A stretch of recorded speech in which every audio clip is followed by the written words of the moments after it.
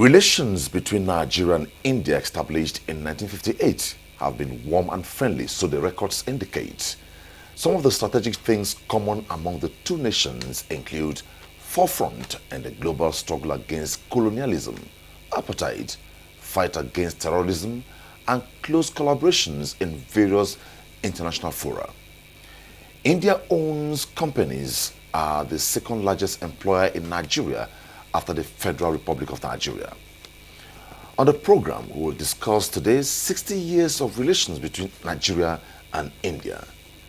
The High Commissioner to India, His Excellency Ambassador Reddy Nagas Bhushan, is my guest. Thanks for joining me on Diplomatic Ties. Thank you very much, Mr. Okay. Our focus once again on the program today is 60 years of diplomatic relations established since 1958 between Nigeria and India. After this time out, stay with us.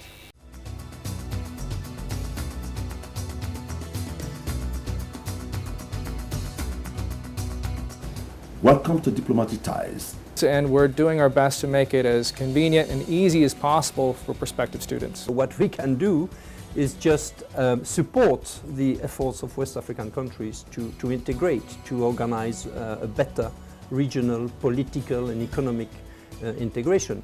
Welcome to the program. Thank you. Diplomatic Ties, building friendship and enhancing oneness among nations. Watch Diplomatic Ties on NTA International. A lot will say how time flies. 1958 to now is already 60 years. But even as much as the records say Indian relations with Nigeria is warm and friendly, as the High Commissioner, would you say it is a win-win or a win-lose?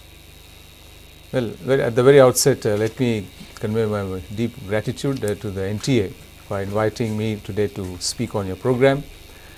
And indeed, as you very rightly mentioned at the very beginning of the program, that 2018, this year, is a very important milestone in India-Nigeria bilateral relations. This year, starting from November to be more precise, India and Nigeria would be celebrating the 60 years of establishment of diplomatic engagement.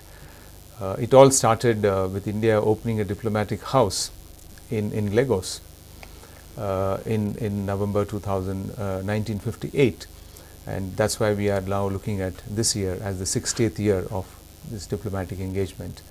Well, to your question about how the relationship has been, indeed it has been a win-win and engagement since the time we both decided to look at each other. In fact, our leaders have seen the prospects of a bright relationship even before, much before India started engaging with Nigeria, because they had these interactions in various platforms at that point in time, as they were all struggling towards an anti-colonial fight. Okay. Well, let's look at the technical and economic cooperation. How has it been, and as you're on the saddle now, what plans do you have to move it forward, to jack it up?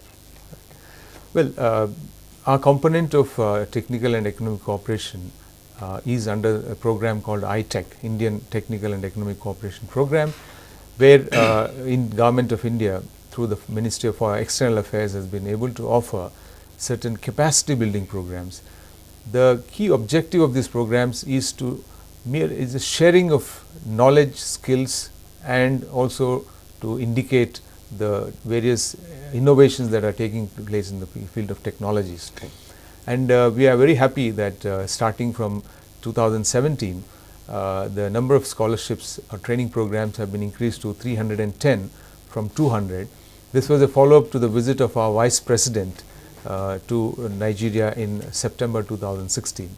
And this program, in fact, just to put it in a monetary terms, so that it resonates well, is close to almost $5 million per annum, because the entire cost of the training program, including the air travel and accommodation, is borne by the Government of India. And in this, I must add here, apart from 310, We have another 120 which are offered to the Nigerian armed forces, given the very strong bilateral cooperation in the field of defense. So this is, as I mentioned at the beginning, is to improve the capacity of an expert who is working for the government in different ministries, ranging from a diverse range of subjects. Now, in specific terms, which subject areas? Well, if I may say so, for example, agriculture, information technologies, journalism, sustainable development, then small and medium scale enterprises, then we have the fields like even judiciary, some of the support services which are required.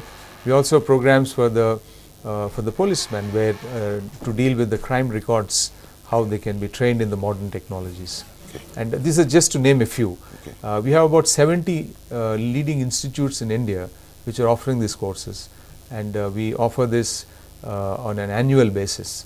The cycle repeats every year for the same set of institutes offering these courses. Okay.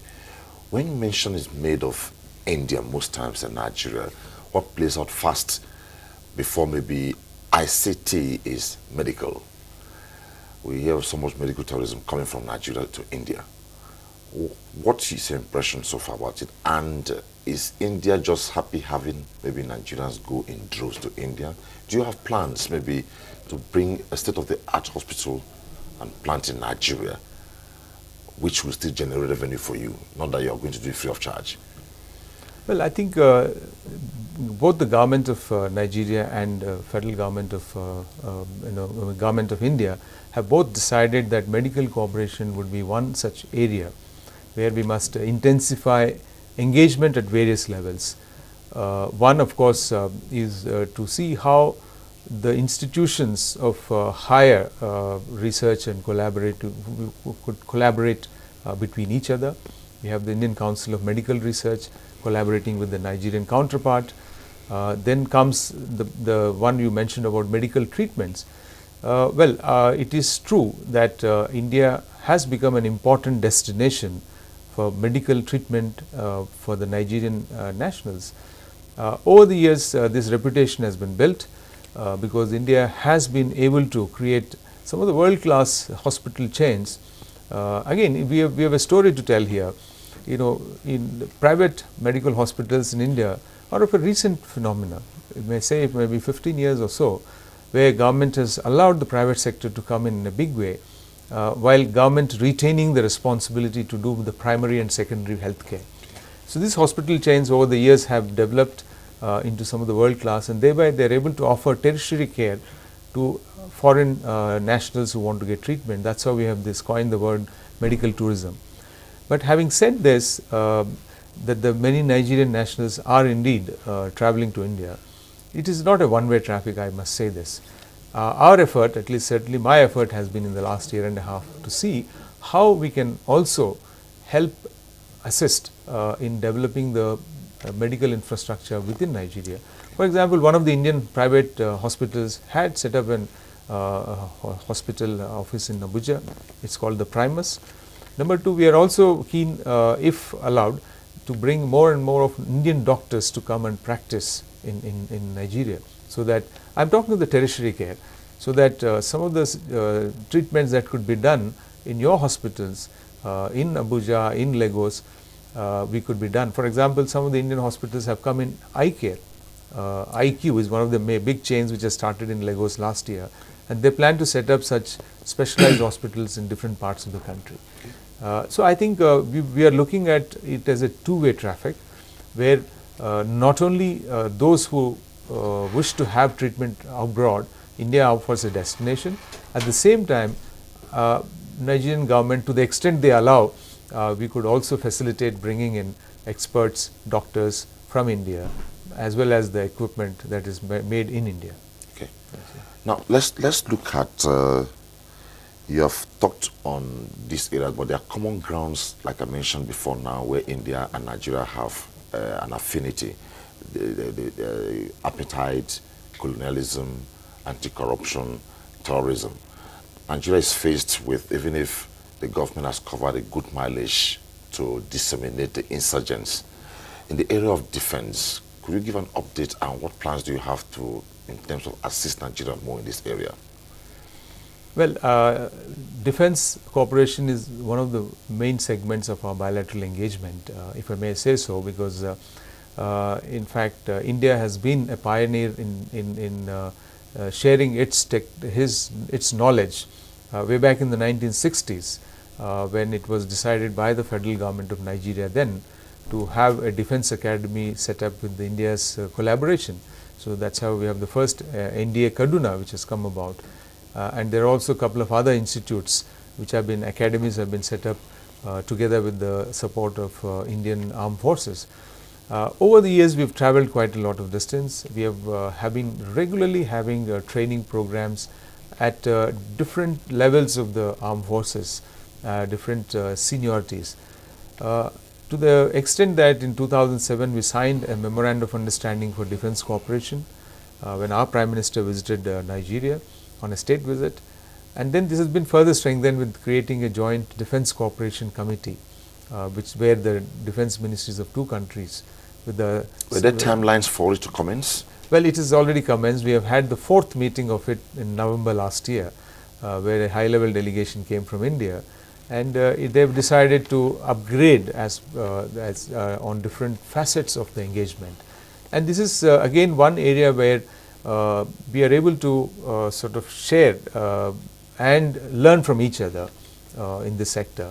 And particularly one area I would like to stress upon is relates to the counter-insurgency and counter-terrorism, where I think we have certain skill sets based on our own national experience, and I think it has been found useful by the Nigerian Armed Forces, and hence there is an active engagement between the both sides on this area. Yes, our focus on diplomatic ties today has been on 60 years of diplomatic relations between Nigeria and India. From the beginning, we said they had common grounds in the area of fight against colonialism, apartheid, anti-corruption, terrorism, and indeed, they collaborate a lot on several international fora. And my guest is India's High Commissioner to Nigeria, His Excellency Ambassador Reddy Nagabhushana. We continue the discussion after this time out. Stay with us.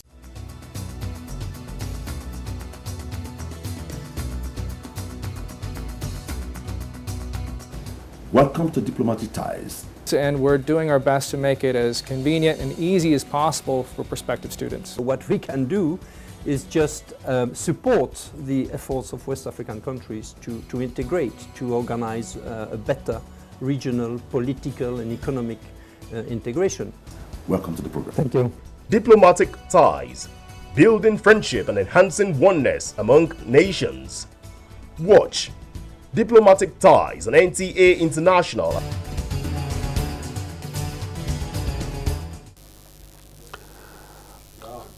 So, still on defense, what would be your comments with the success story recorded so far between Nigeria and the fight on insurgency, Nigeria's multinational joint task force, the mileage that's covered?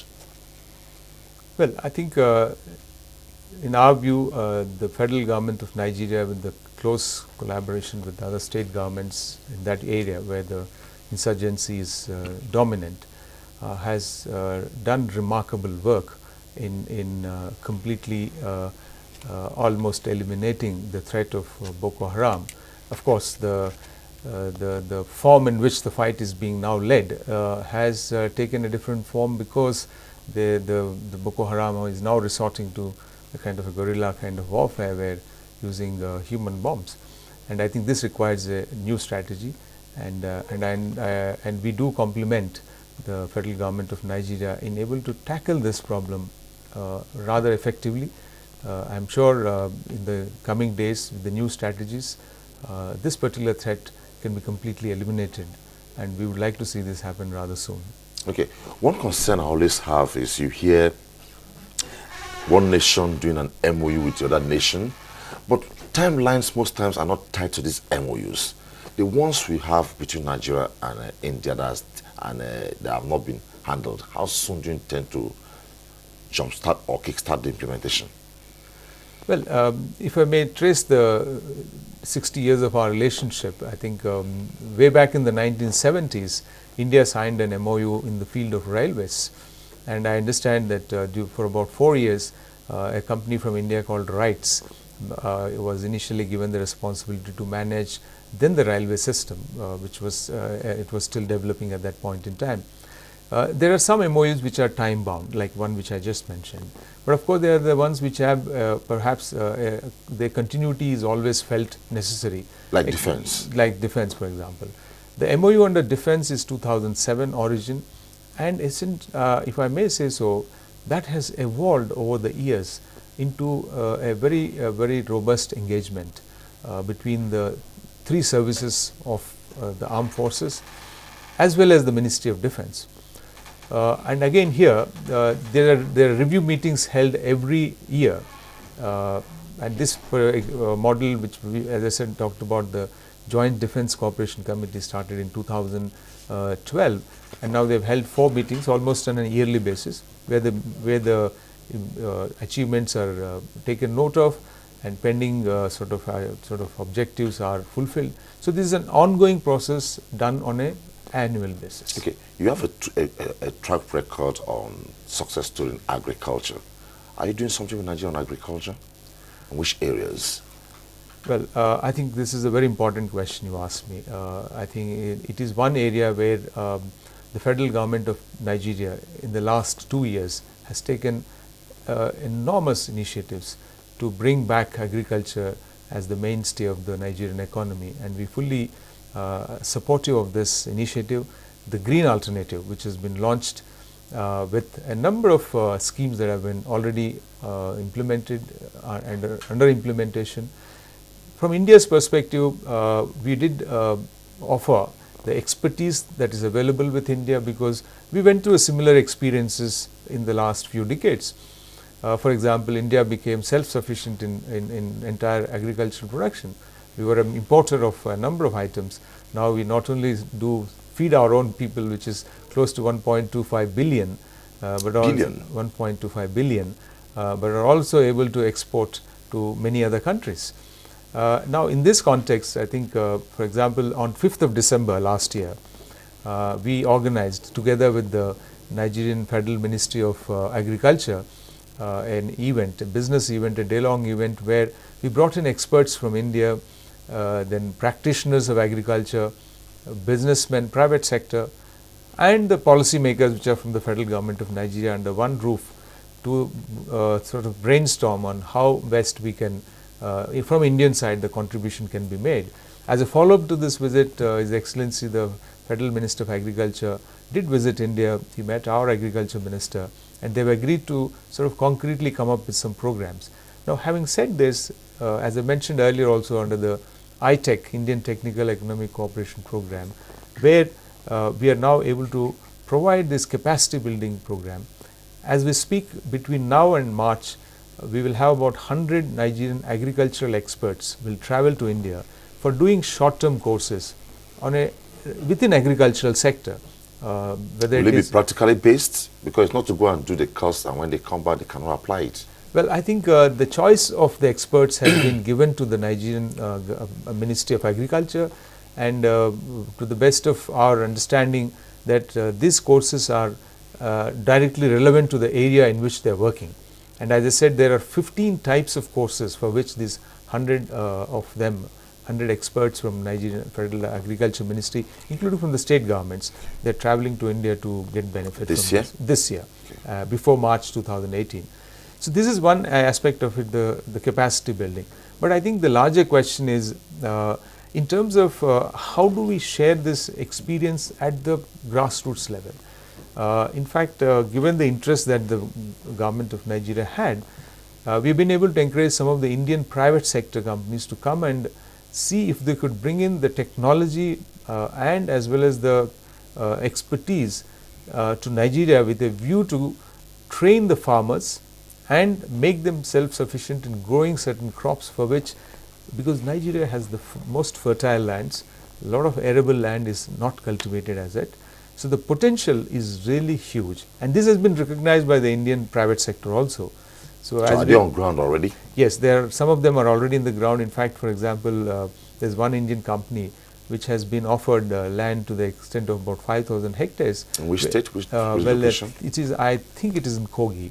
Kogi State. Kogi State, and a couple of other states also, in Kaduna, for example, whereby I'm hoping that by the next sort of season, crop season, they would be in a position to produce something where Nigeria would be able to have this quality agricultural products for export also, because there are some products, some agricultural products which are not consumed in Nigeria but has very high value for market in India, for example. I mean, we have many such things as pulses. Does the climate favor it?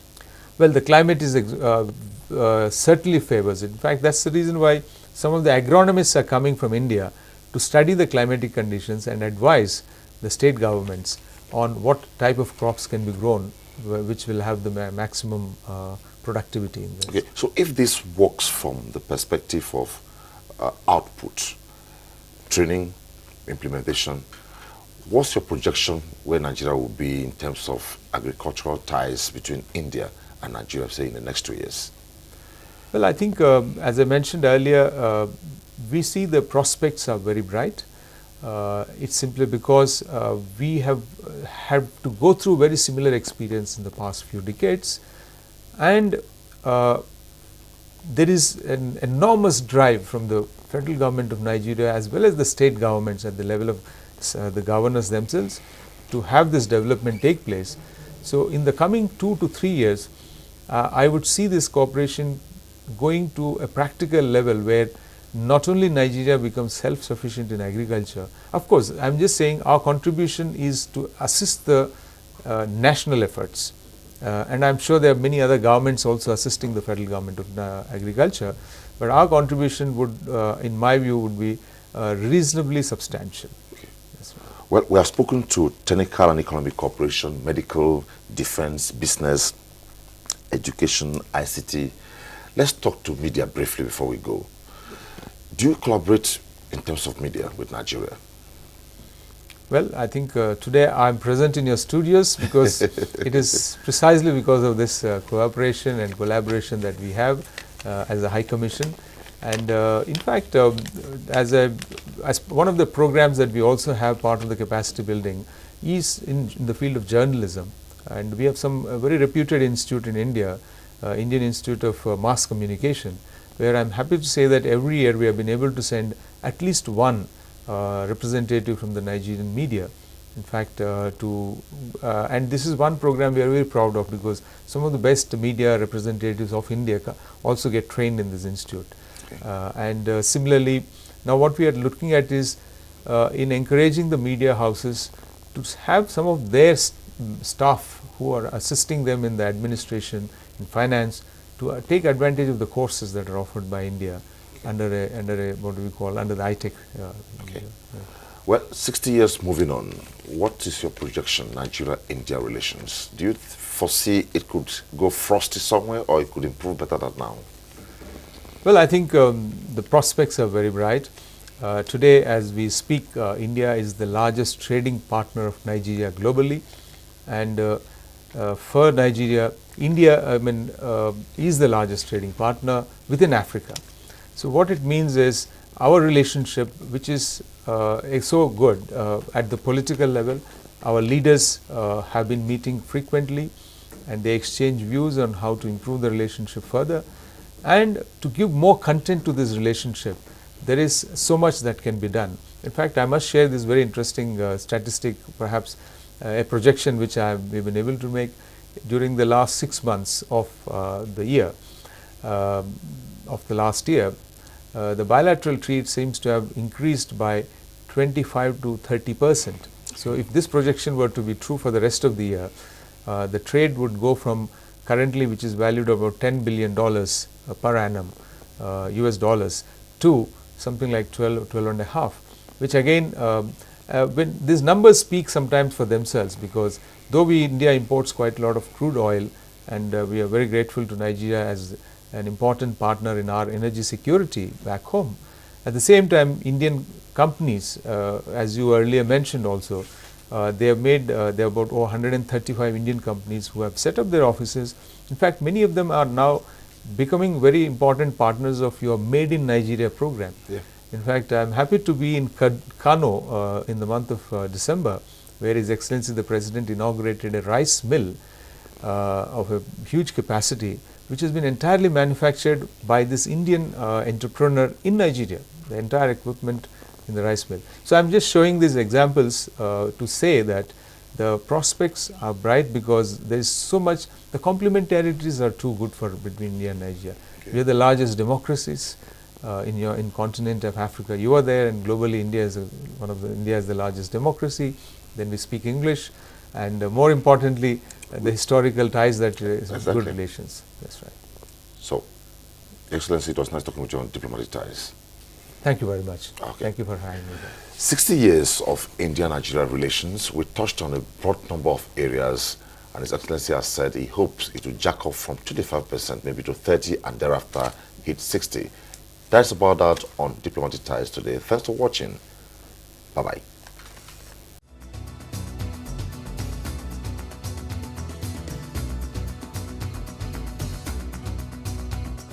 Welcome to Diplomatic Ties. And we're doing our best to make it as convenient and easy as possible for prospective students. What we can do is just support the efforts of West African countries to integrate, to organize a better regional, political and economic integration.